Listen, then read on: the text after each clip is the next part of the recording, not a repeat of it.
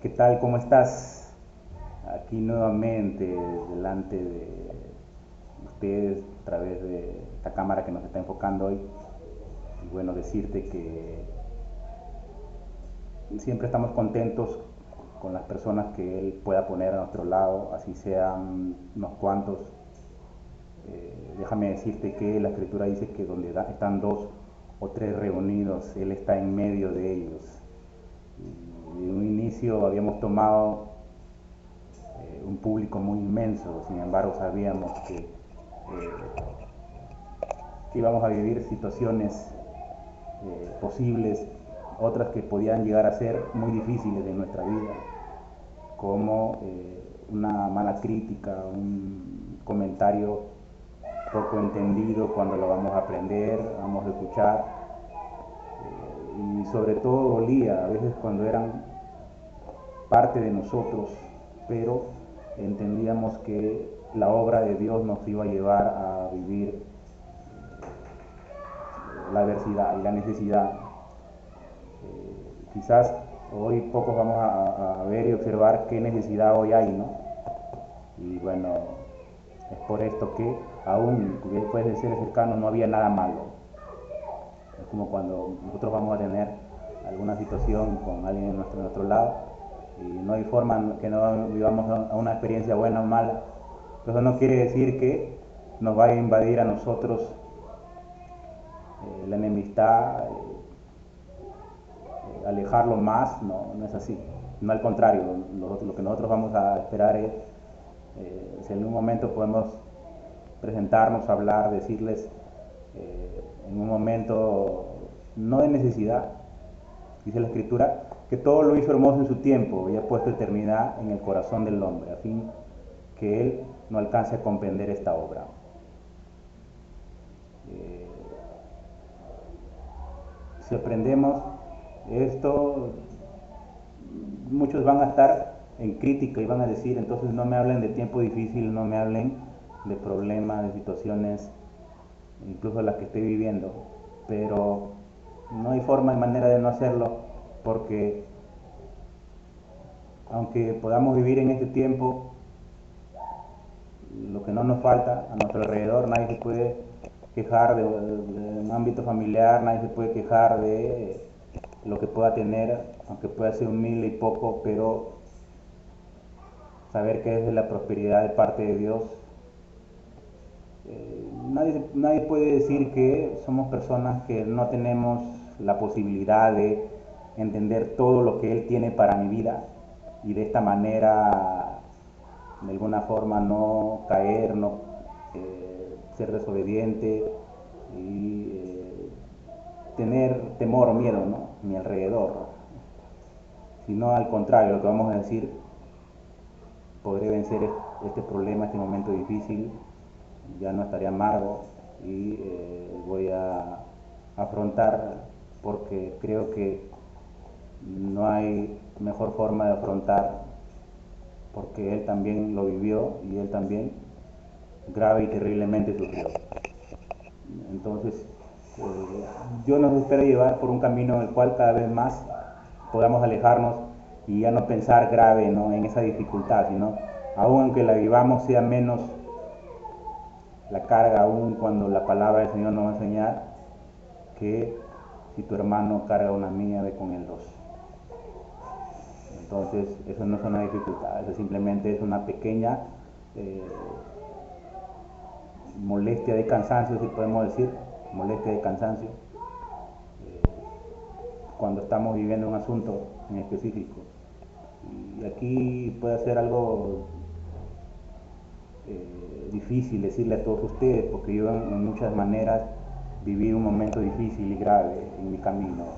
Muchas veces dije, bueno, si esta persona no quiere tener la fe, tener el amor de Dios, la gracia, discute o pelea, no está de acuerdo, antes de hacerle daño prefiero apartarme, no insistir, si es posible ya no volver a acercarme más y más a hablarle a él.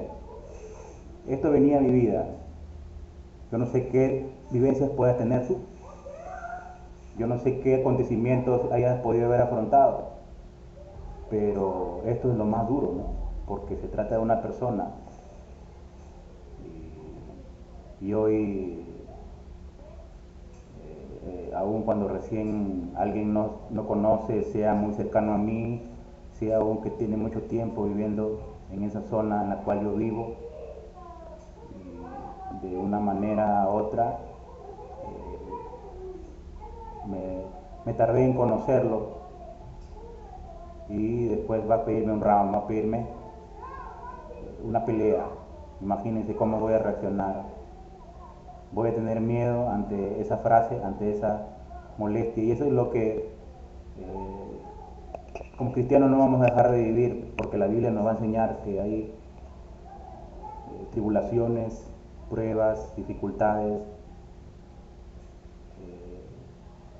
pero que persevera hasta el fin. Hay una parte, él será salvo. Entonces, por encima de todo no puedo discutir, puedo ponerme igual a él y pelear, sino al contrario, lo que debo decir es: tranquilo, reconoce bien cuál es tu lugar. Yo también tengo que saber qué es lo que estoy haciendo. Yo no puedo retroceder.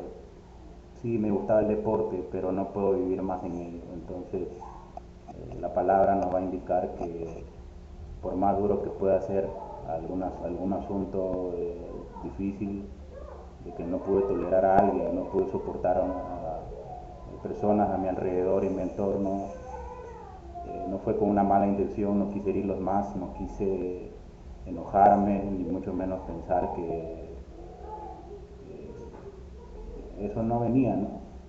Como personas que podamos estar en público y que, yo digo, los 7 días al día no ven,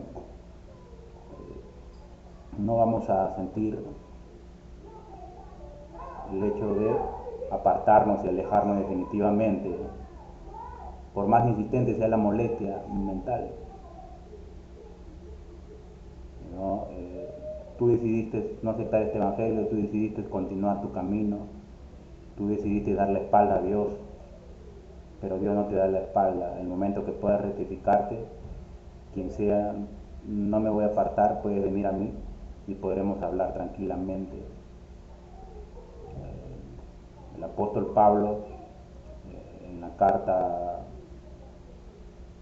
dado a los corintios, tuvo muchas personas que se acercaron a él, muchas personas que iban a contender, iban a pelear, pero no por un asunto bueno en su camino, en el entorno en el cual ellos se desenvolvían. Ellos debían esperar una salida, debían esperar una buena guía, aún como cooperantes de una ciudad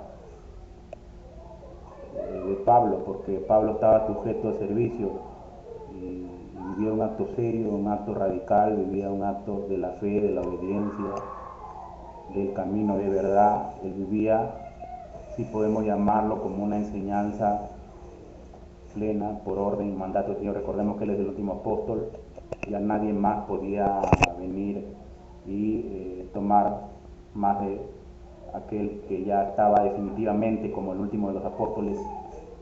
Entonces aquí vamos a enseñar lo siguiente, hermano, amigo, que está viendo, que está aprendiendo de este tema.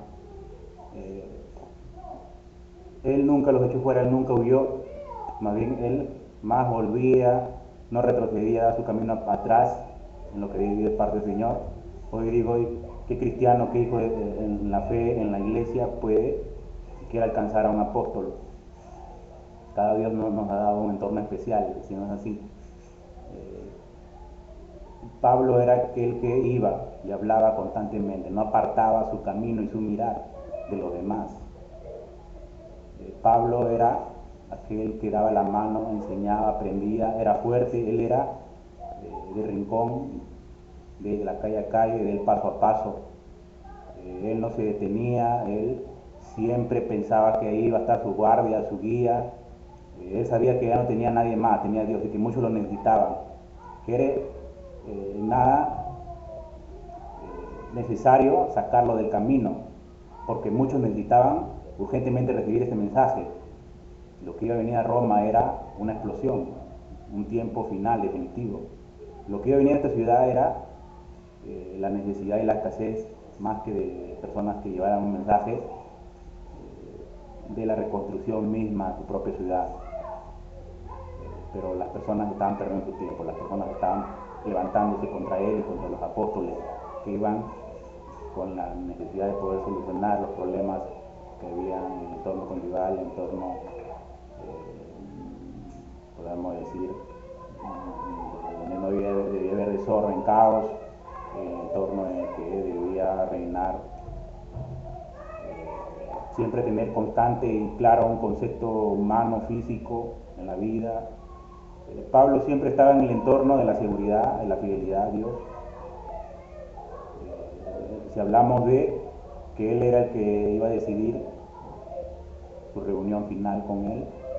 Y cuando hablamos de Pablo vamos a hablar de un apóstol, pero también hablamos de un soldado de inicio, ¿no?, en el entorno romano, porque él trabajaba para esa rutina, esa práctica de la casa, de la postura política, de la postura, podemos decir, de alguna ideología, pero después él cambia en el Evangelio, él viene a ser otra persona, transformada por el poder de Dios, y bueno, Pablo se rinde el Evangelio. Pero Pablo nunca dio su camino a desviarse, ni mucho menos a torcer. Él fue el máximo líder y cumplió bien su servicio en el camino, basándonos en un pasaje, en un texto bíblico, el cual señala, dice, en una reunión, ¿no?, en grupo, ante todo lo demás, estoy libre de la sangre de todos ustedes, dice la palabra, en una parte de la escritura, porque ya había cumplido mucho en el mensaje, y hablaba con una frase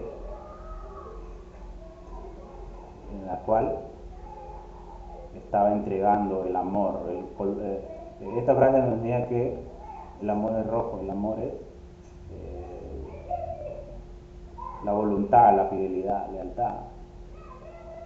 Entonces, esto es lo que va a pasar, ¿no?, hoy con la verdad, el mensaje del Evangelio.